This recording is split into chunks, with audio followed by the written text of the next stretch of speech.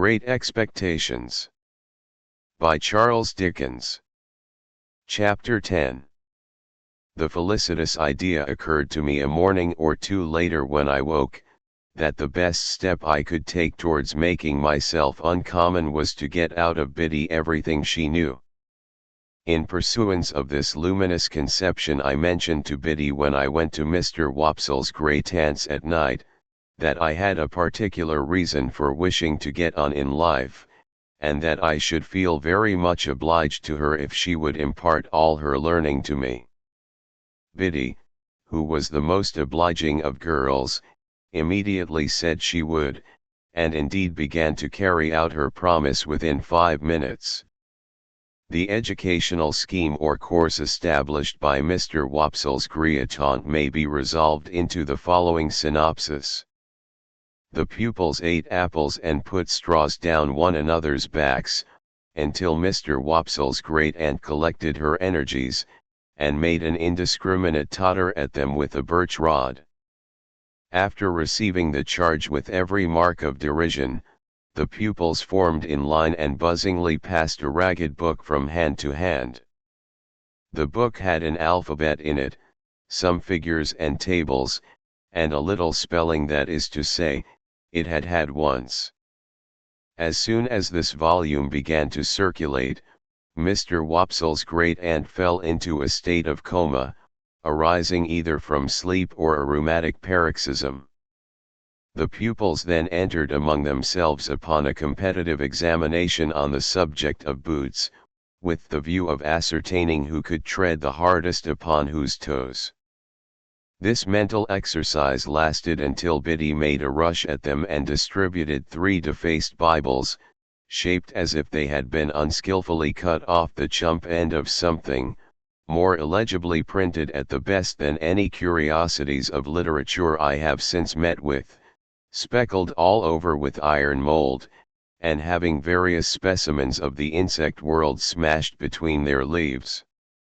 This part of the course was usually lightened by several single combats between Biddy and refractory students. When the fights were over, Biddy gave out the number of a page, and then we all read aloud what we could or what we couldn't in a frightful chorus, Biddy leading with a high, shrill, monotonous voice, and none of us having the least notion of, or reverence for, what we were reading about. When this horrible din had lasted a certain time, it mechanically awoke Mr. Wopsle's great aunt, who staggered at a boy fortuitously, and pulled his ears. This was understood to terminate the course for the evening, and we emerged into the air with shrieks of intellectual victory.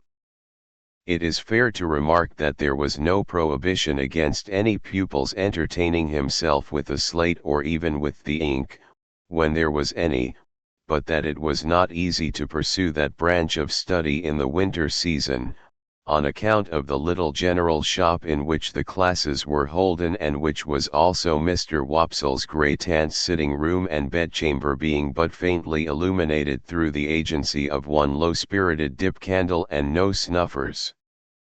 It appeared to me that it would take time to become uncommon, under these circumstances.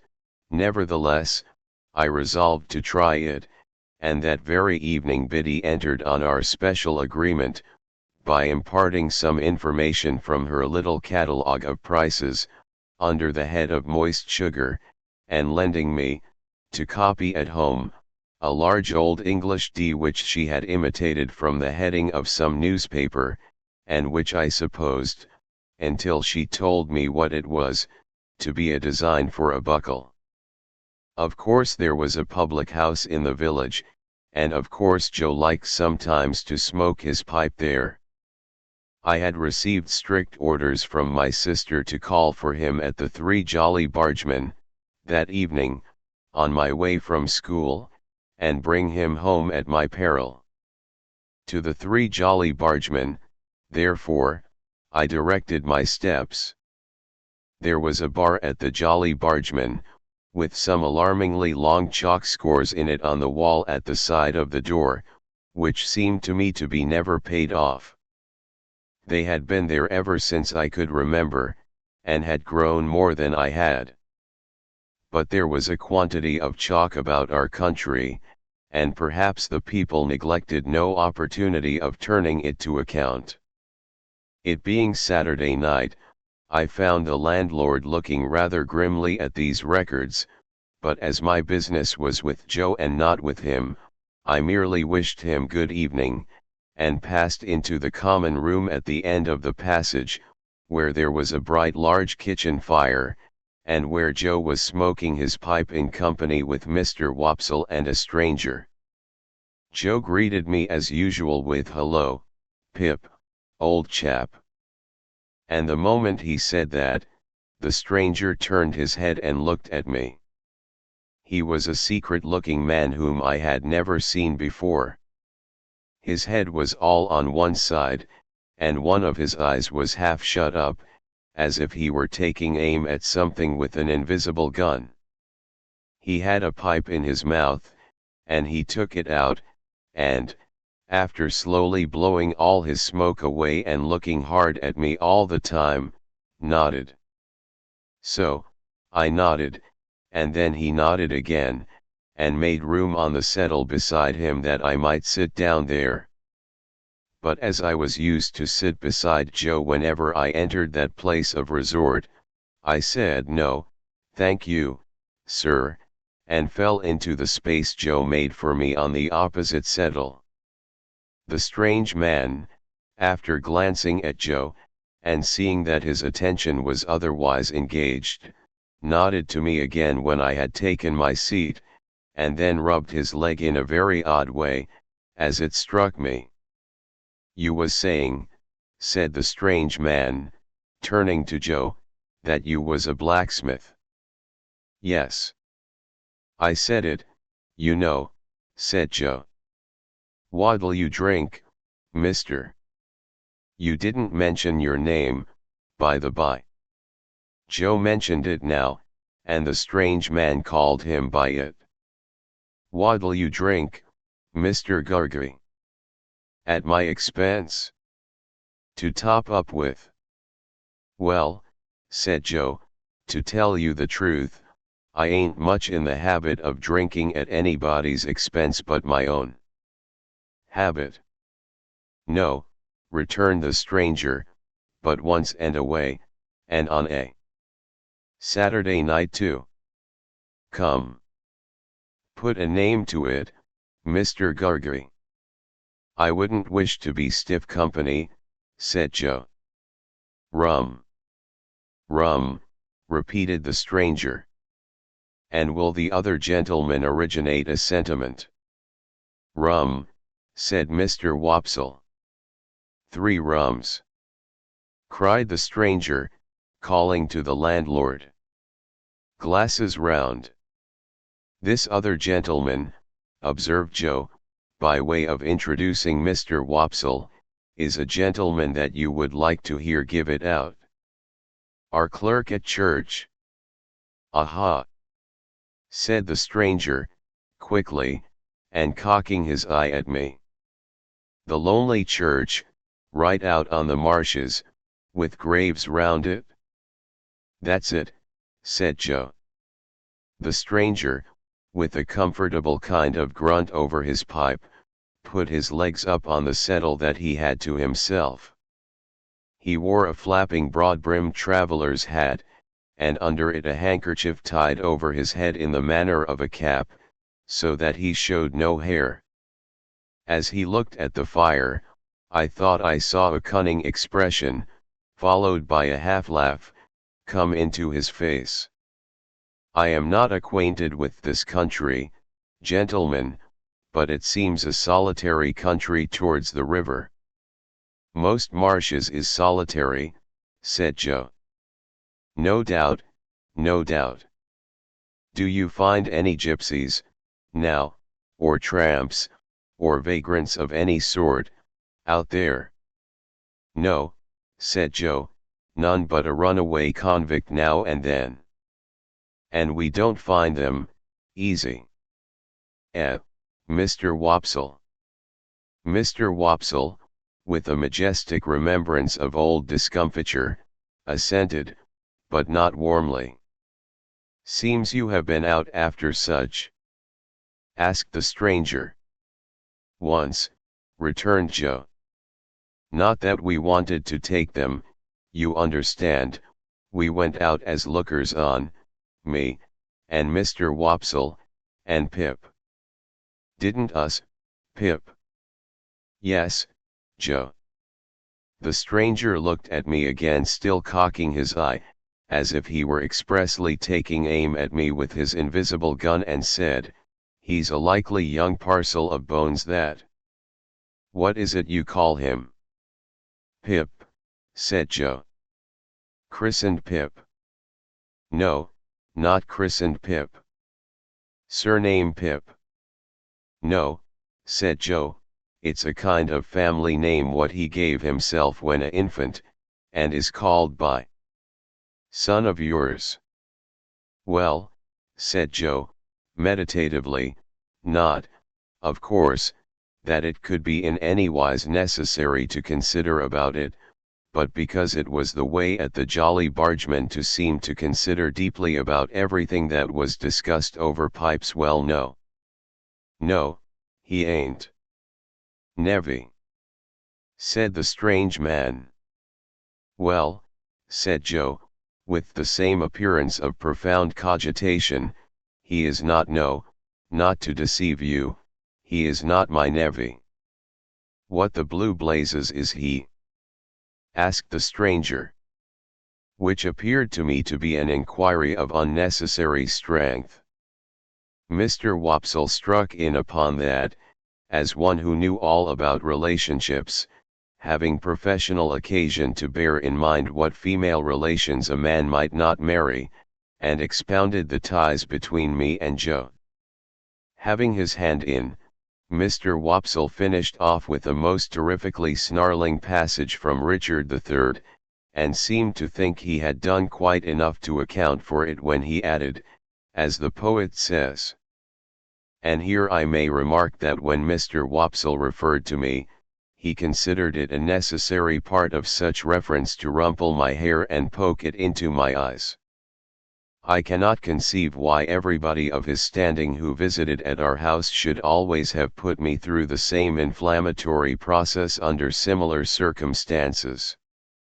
Yet I do not call to mind that I was ever in my earlier youth the subject of remark in our social family circle, but some large-handed person took some such ophthalmic steps to patronize me.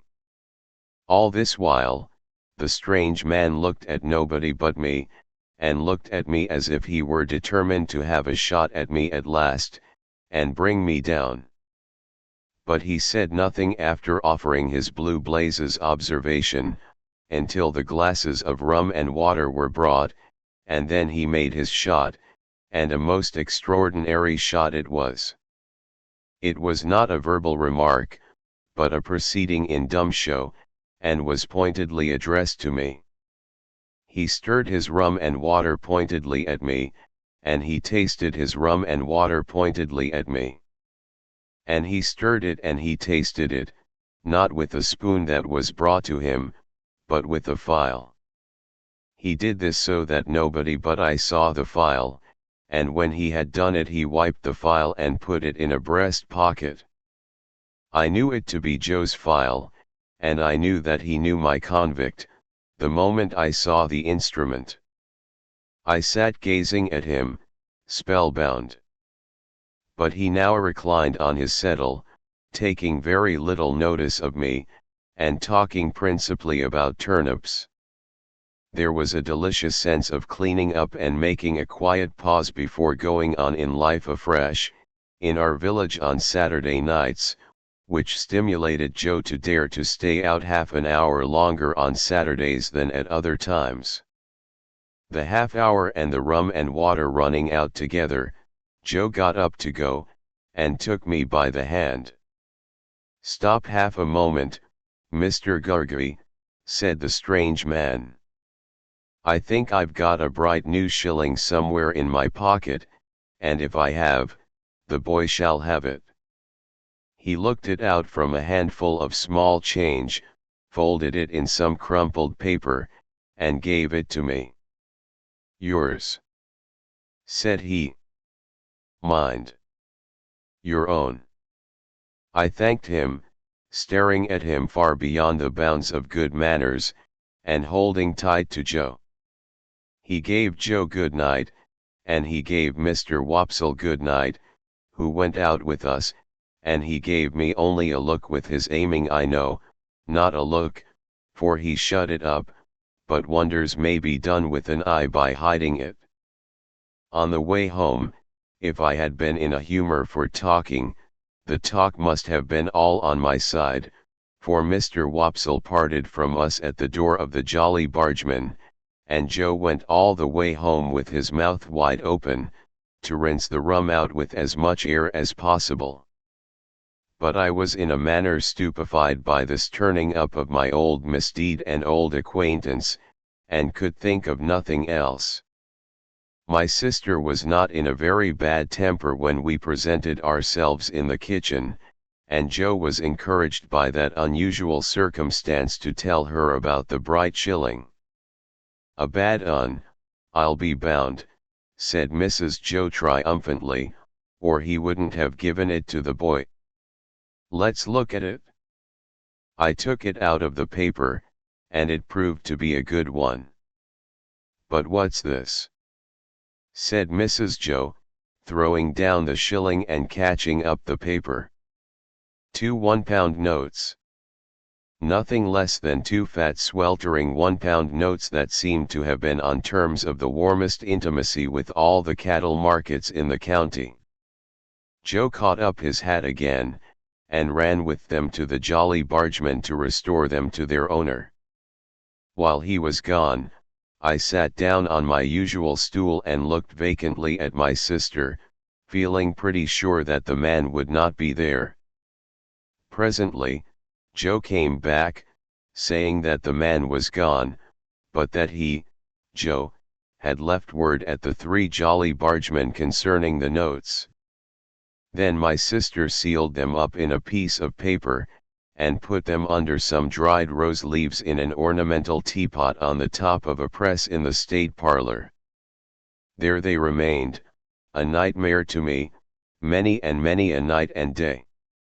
I had sadly broken sleep when I got to bed, through thinking of the strange man taking aim at me with his invisible gun, and of the guiltily coarse and common thing it was, to be on secret terms of conspiracy with convicts, a feature in my low career that I had previously forgotten. I was haunted by the file too. A dread possessed me that when I least expected it, the file would reappear. I coaxed myself to sleep by thinking of Miss Havisham's next Wednesday, and in my sleep I saw the file coming at me out of a door, without seeing who held it, and I screamed myself awake.